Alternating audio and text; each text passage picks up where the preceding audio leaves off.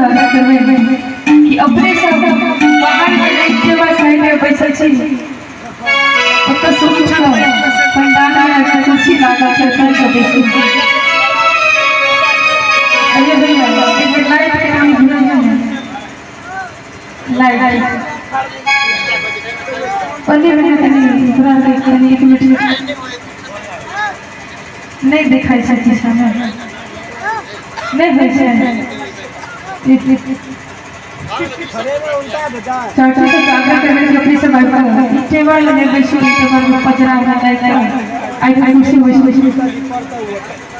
कि बाबा जग वैसे रे बहिना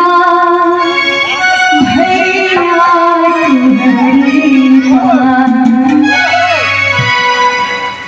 चंदा जैसन चंदा जैसन चंदा